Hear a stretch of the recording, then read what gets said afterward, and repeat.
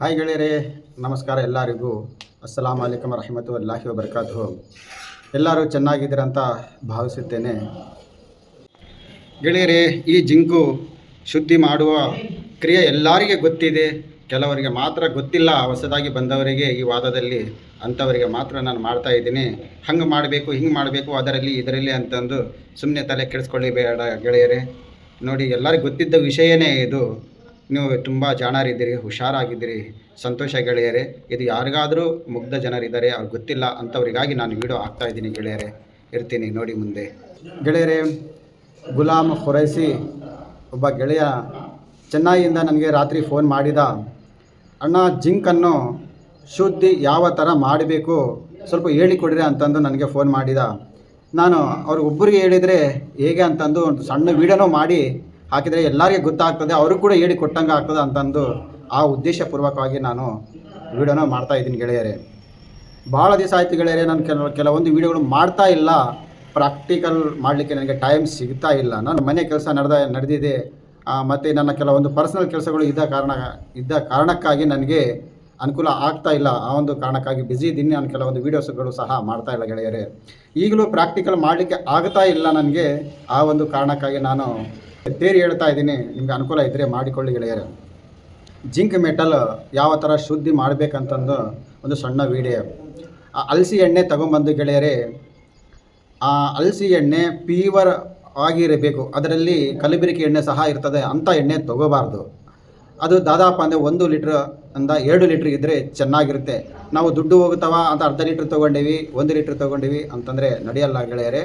1.5ರಿಂದ 2 litre ಕನಿಷ್ಠ ಅಂದರೆ ಇರಲೇಬೇಕು ಗೆಳೆಯರೇ. ಒಂದು ದೊಡ್ಡದು ಕಡಾಯಿ ತೊಗೋಬೇಕು. ಆ ಕಡಾಯಿಯಲ್ಲಿ ಆ 2 ಲೀಟ್ರ್ ಅಲಸಿ ಎಣ್ಣೆಯನ್ನು ಹಾಕಬೇಕು ಗೆಳೆಯರೇ.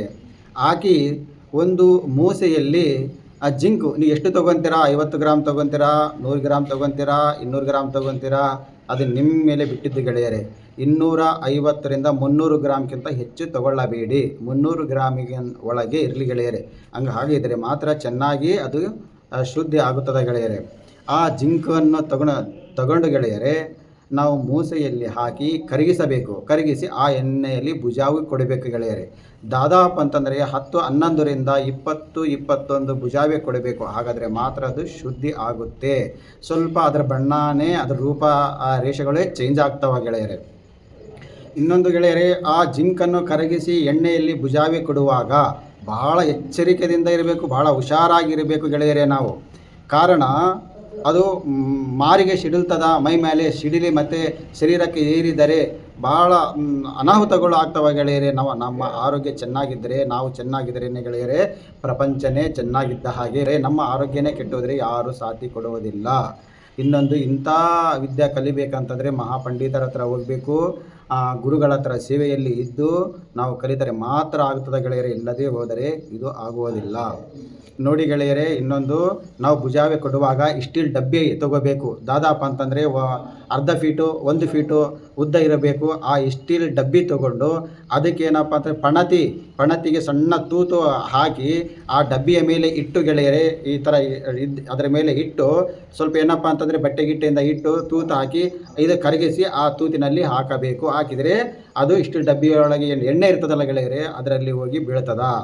ಆವಾಗ ಏನಪ್ಪದ ಹಾಕಿದಾಗ ಆ ಪಣತಿಯನ್ನು ತೆಗೆದು ಆ ಎಣ್ಣೆಯನ್ನು ಇನ್ನೊಂದು ಆ ಸ್ಟೀಲ್ ಡಬ್ಬಿಯಲ್ಲಿ ಸುರಿಸಿಕೊಂಡು ಆ ಬಿಟ್ಟನ್ನು ತೊಗೋಬೇಕು. ಈ ಬಾರೆಹಾಳು 2 ಡಬ್ಬಿ ಬೇಕು ಗೆಳೆಯರೇ ನಮಗೆ. ಇಲ್ಲ ದೊಡ್ಡ ಚಿಮಟಿಕೆಯ ಸಹಾಯದಿಂದ ಆದ್ರೂ ತೆಗೆದುಕೊಳ್ಳಿ. ಇದು ಮಾತ್ರ ಭಾಳ ಹುಷಾರದಿಂದ ಜಾಗ್ರತೆಯಿಂದ ಮಾಡಬೇಕು ಗೆಳೆಯರೇ. ಮತ್ತೊಬ್ಬ ಹೇಳ್ತಾ ಇದ್ದೀನಿ, 11ರಿಂದ 21 ಬಾರಿ ಬುಜಾವೆ ಕೊಡಬೇಕು ಅಳಸಿ ಎಣ್ಣೆಯಲ್ಲಿ ಮಾತ್ರ. 2 ಡಬ್ಬಿ ತೊಗೊರಿ.